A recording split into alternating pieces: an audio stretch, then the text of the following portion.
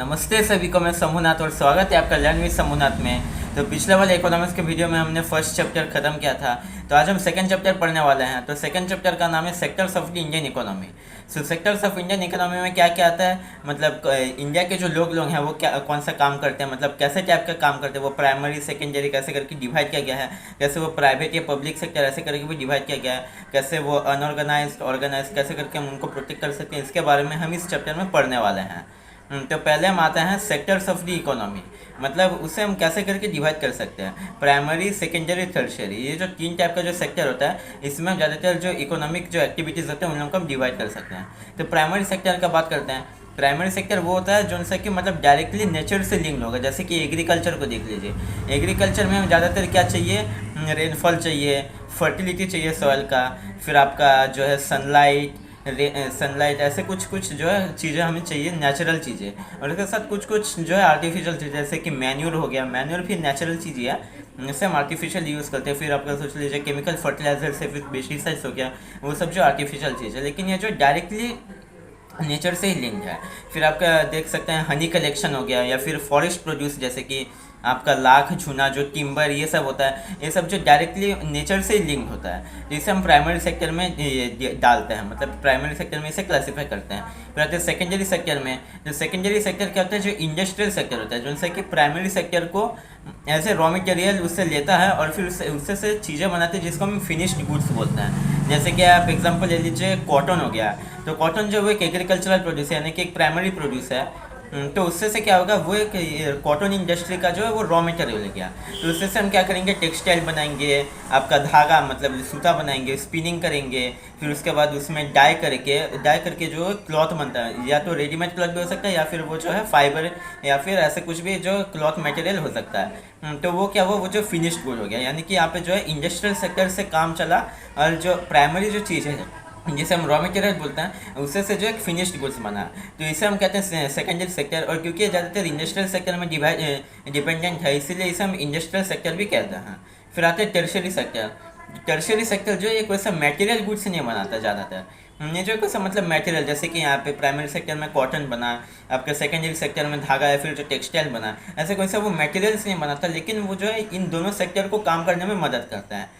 तो इसे हम क्या कर सकते हैं, सर्विस सेक्टर कह सकते हैं, क्योंकि ये जो है सेवा प्रोवाइड करता है। जैसे कि आप बैंक का एग्जांपल ले लीजिए, तो बैंक जो है खुद से कोई सा एक तो प्रोड्यूस को मतलब चीज़ प्रोडक्ट को जो है वो प्रोड्यूस नहीं करता, लेकिन वो क्या करता है, सोच लीजिए आपको एक इंडस्ट्री बिठाना है, तो क्या करेगा, बैंक जो है आपको लोन देगा इन रिटर्न ऑफ कोलेटरल, मतलब एक कोलेटरल लग के वो जो है आपको लोन देगा, जिससे से आप एक इंडस्ट्री बिठा सकते हैं। जिससे से क्या होगा, सोच लीजिए वो एक प्राइमरी सेक्टर हो गया। सोच लीजिए मतलब कोई से एग्रीकल्चरल प्रोडक्ट है, सोच लीजिए आप जो राइस मिल सेटअप कर रहे हैं, तो राइस मिल में क्या होगा, प्राइमरी और सेकेंडरी दोनों को ही मदद होगा। क्योंकि देखिए, जो आप तो राइस मिल सेटअप कर रहे हैं, तो वो एक इंडस्ट्रियल सेक्टर हो गया, यानी सेकेंडरी सेक्टर।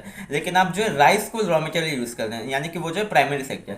तो इससे से क्या हुआ, प्राइमरी और सेकेंडरी दोनों को ही हेल्प हुआ, लेकिन टर्शियरी सेक्टर में ज़्यादा कुछ प्रोड्यूस नहीं है, मतलब कोई सा प्रोडक्ट जो प्रोड्यूस नहीं है, फिर भी वो जो है सर्विस प्रोवाइड किया, जिससे से कि ये दोनों सेक्टर डेवलप हो पाए। तो इसे हम कहते हैं सर्विस सेक्टर, यानी कि टर्शियरी सेक्टर। और फिर सर्विस सेक्टर क्या होता है कि सर्विस सेक्टर में एक और दूसरा ब्रांच होता है, जो सा कि मतलब प्रोडक्ट्स को प्रोड्यूस करने में हेल्प नहीं करता। जैसे कि आप सोच लीजिए डॉक्टर्स जो हो गए, वो जो है ट्रीटमेंट करते हैं, उससे से आप कुछ प्रोड्यूस नहीं कर रहे हैं, मतलब वो जो है प्रोड्यूस करने के लिए कोई सा सर्विस भी प्रोवाइड नहीं कर रहा। आप सोच लीजिए बार्बर्स, यानी कि जो आपका बाल काटते हैं, या फिर जो फैशन इंडस्ट्रीज़ जो होते हैं, ये सब क्या होता है कि मतलब आपका एक फैशन हो गया, या फिर आपका जो नेसेसिटीज़ होता है उसे वो फुलफिल तो करता है, लेकिन उससे से कोई सा प्रोडक्ट को प्रोड्यूस करने के लिए आपको कोई सर्विस नहीं मिलता। ये जो है मतलब सर्विस सेक्टर के एक दूसरा एक ब्रांच है। तो अब हम बात करते हैं कैसे ये जो तीनों सेक्टर जो हैं आपका प्राइमरी, सेकेंडरी और टर्शियरी, ये सब कैसे इंटरडिपेंडेंट है, मतलब एक दूसरे के ऊपर डिपेंडेंट है।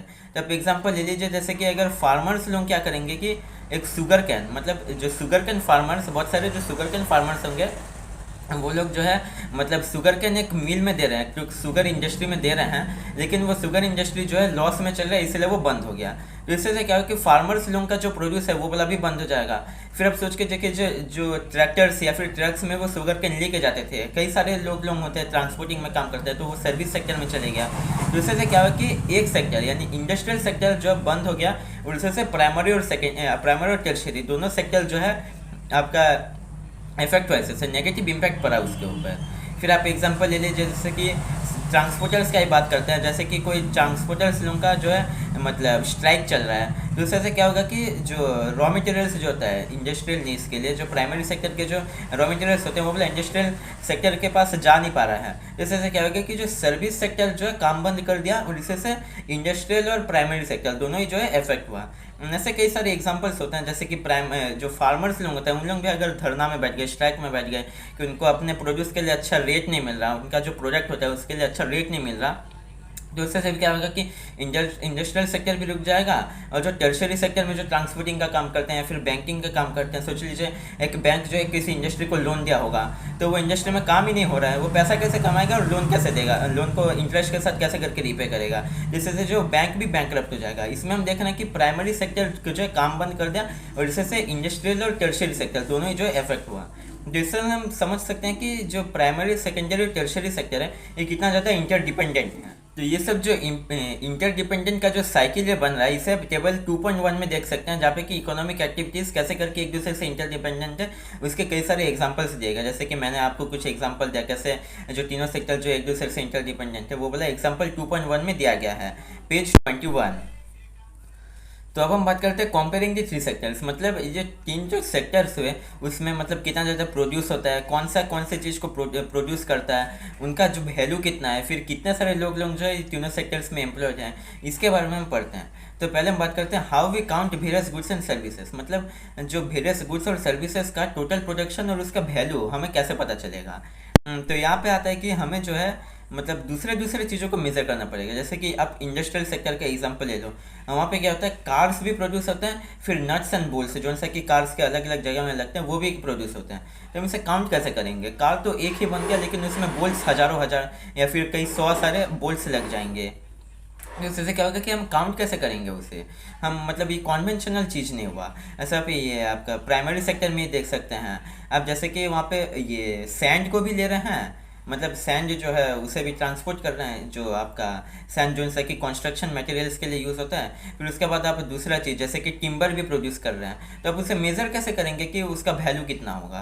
तो इसके लिए क्या होता है कि जो इकोनॉमिस्ट लोग होते हैं वो सजेस्ट करते हैं कि जो चीज़ों का जो मतलब जो फाइनल गुड्स बन रहा है उसका वैल्यू हमें लेना पड़ेगा, और वही सब वैल्यू लेना पड़ेगा जो कि फाइनल गुड्स के वैल्यू होंगे। जैसे कि फॉर एग्जांपल आप ले लीजिए टिम्बर को ही ले लीजिए, तो टिम्बर क्या होगा सोच लीजिए 5 रुपीज़ पर किलो में वो वाला जो एक इंडस्ट्री में गया, वहाँ पे जो है उसका प्लाई का फर्नीचर जैसे कि अलमीरा या फिर आपका टेबल्स ये सब बना, और वो वाला जो है उसका जो इवैल्यूशन किया गया तो उसमें पर किलो उसका रेट निकला 25 रुपया। तब ये कैसे पता करेंगे कि उसका जो फाइनल गुड मतलब उसका वैल्यू कितना हुआ।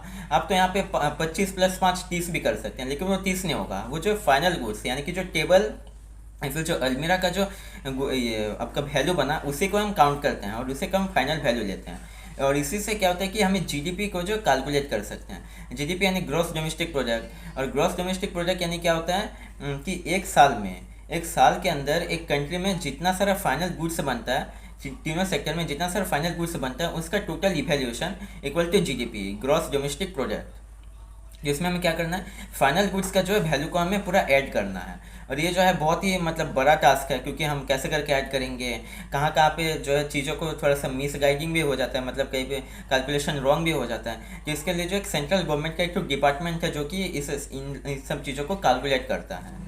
अब आते हैं हिस्टोरिकल चेंजेस इन सेक्टर्स, मतलब जो सेक्टर्स लोग में चेंजेस कैसा है, क्योंकि कोई सा जो सेक्टर है वो बहुत डोमिनेंट होता है, मतलब सोच लीजिए इंडस्ट्रियल सेक्टर जो है वो डोमिनेंट हो गया, फिर प्राइमरी सेक्टर जो है वो डोमिनेंट हो गया।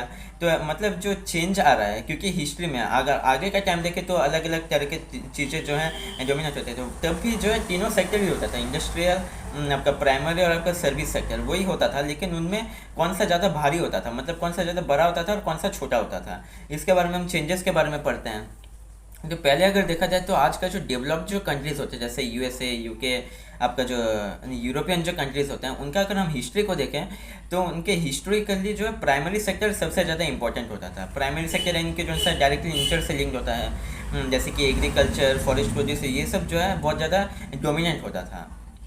लेकिन उसके बाद क्या देखा गया, यहाँ पे चेंजेस आने लगे, क्योंकि अभी जो है इंडस्ट्रियल रिवॉल्यूशन हुआ, मतलब तब तक तो इंडस्ट्रियल रिवॉल्यूशन नहीं हुआ था, तब तक जो मतलब फार्मिंग जो प्रैक्टिसेस होते थे वो थोड़ा थोड़ा करके बढ़ने लगे।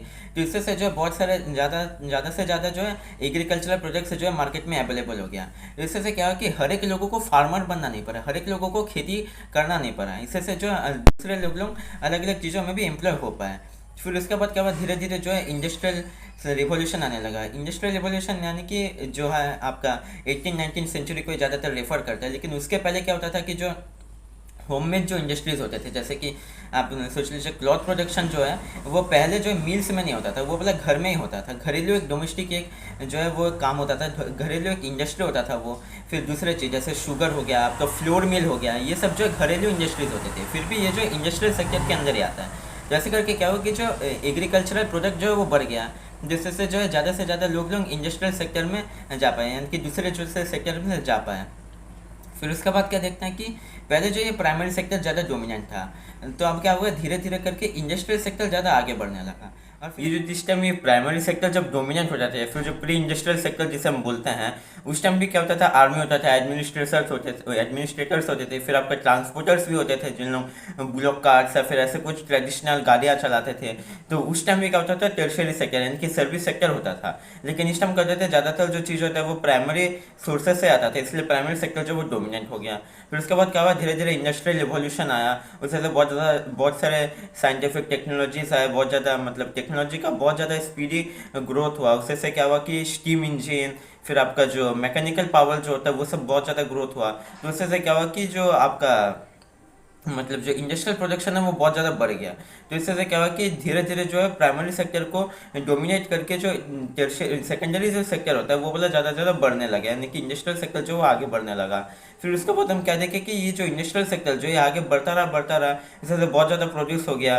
फिर उसके बाद क्या हमें क्या देखा गया कि इसके लिए भी कुछ कुछ सर्विसेज चाहिए, प्राइमरी और सेकेंडरी सेक्टर के लिए भी कुछ कुछ सर्विसेज चाहिए। तो इससे से क्या हुआ कि बैंकिंग सिस्टम आया, आपके ट्रांसपोर्टिंग सिस्टम पहले से भी था, लेकिन अभी जो है बहुत ही ज़्यादा वाइड हो गया, जैसे कि एयर ट्रांसपोर्ट हो गया, वाटर ट्रांसपोर्ट हो गया, फिर लैंड ट्रांसपोर्ट में भी बहुत सारे इंप्रूवमेंट्स आए, जैसे मैकेनिकल गाड़ियाँ हैं यानी कि मोटर गाड़ियाँ हैं। फिर उसके बाद क्या हुआ कि जो ये पुलिस सिस्टम आना पड़ा है, डिफेंस सिस्टम को लाना पड़ा है। फिर उसके बाद डॉक्टर जो आपका सिटीज़ का भी यहाँ पे डेवलपमेंट हुआ, तो वहाँ पे डॉक्टर्स, इंजीनियर्स, मैकेनिकल वर्कर्स जो प्रोफेशनल्स होते हैं, जैसे कि लॉयर्स भी उस टाइम बहुत ही ज़्यादा इमर्जेंट होने लगे। इससे क्या हुआ कि जो सर्विस सेक्टर जो है वो धीरे धीरे आगे बढ़ने लगा।